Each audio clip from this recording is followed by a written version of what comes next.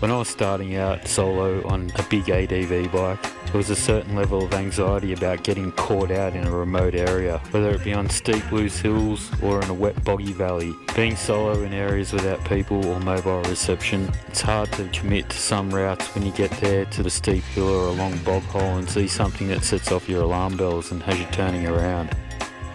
It's a defeating feeling, and when alone, turning around is probably your best bet. I've decided to put together this series to show the terrain, challenges and conditions of the trails at the time of publishing. A sort of guide to help others riders figure out whether they want to tackle a certain road or trail solo, and help alleviate some of the doubt involved with the mind's perception of the unknown, challenging their riding skills in new terrain on a big bike. At the end of the day, the safest way to attempt these routes is with a group, and always carrying some snacks, water, tools, first aid kit and some form of satellite communication on your person. There is no implied responsibility taken with this information. Motorcycling in any environment is a dangerous activity to be partaken in at your own risk. So sit back and enjoy as I show a particular dirt road or trail in its entirety that I've ridden lately. And I'll go through a short rundown at the end of the video pointing out conditions and challenges to look out for, rate each section on difficulty for myself as an average rider, and ultimately answer the question, is this route big bike friendly?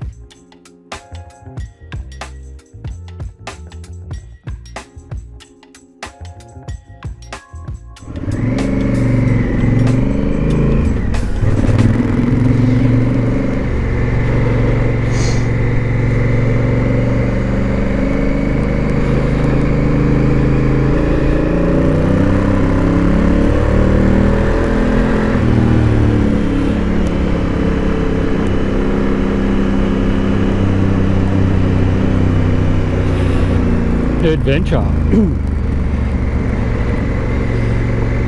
There's no plan. That's alright, as long as you stay in your group and don't off anywhere.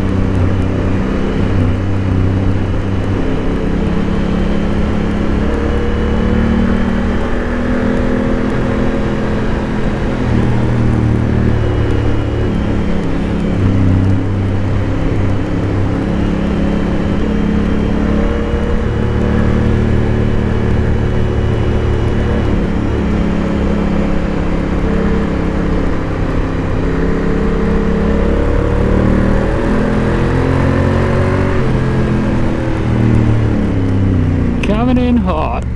Hey.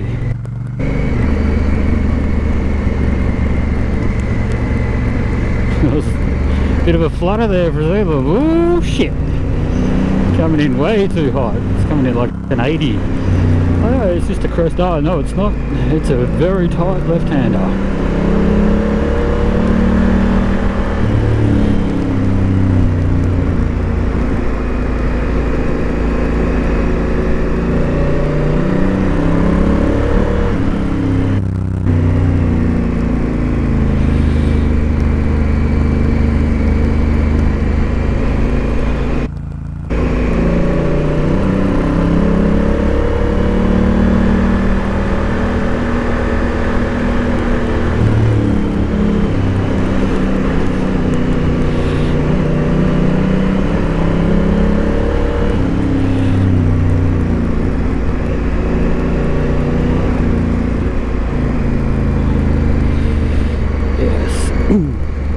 time I got back out on the bike and did some proper dirt.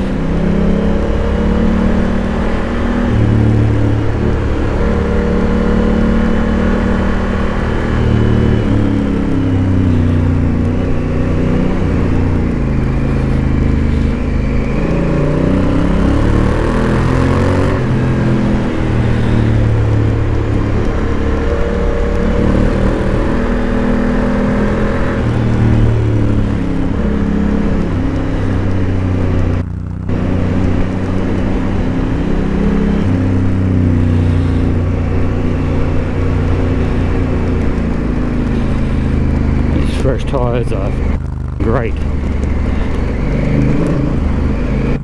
Rubbish dumpers.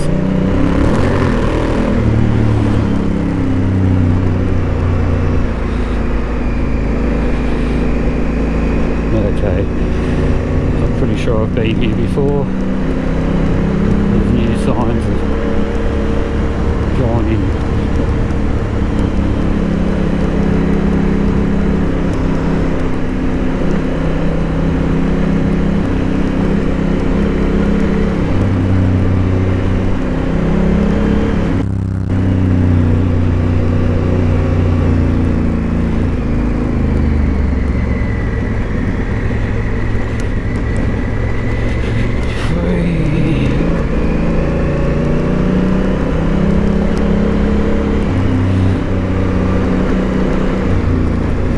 She's rough.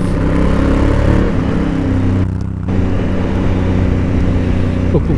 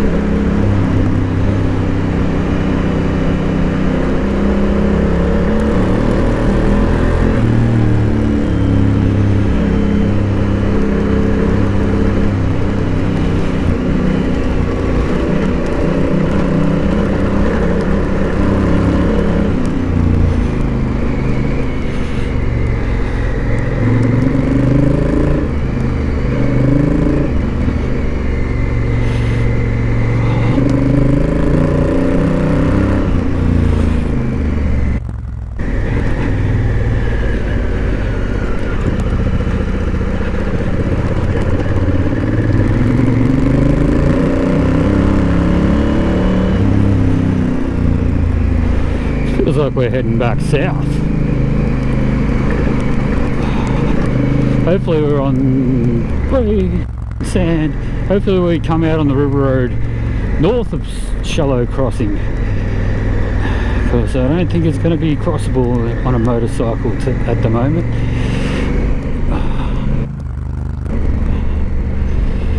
The car's a brake, but it's sand, so maybe I should stand up.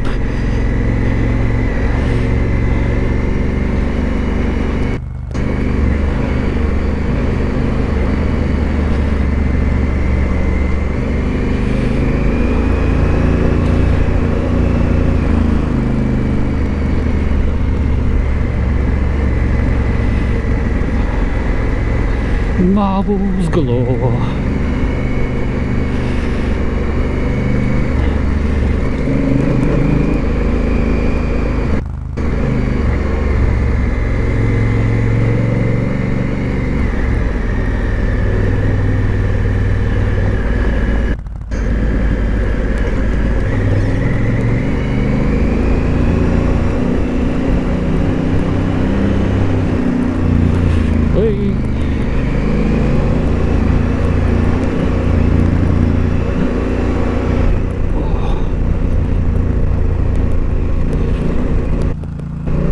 Calves need a break.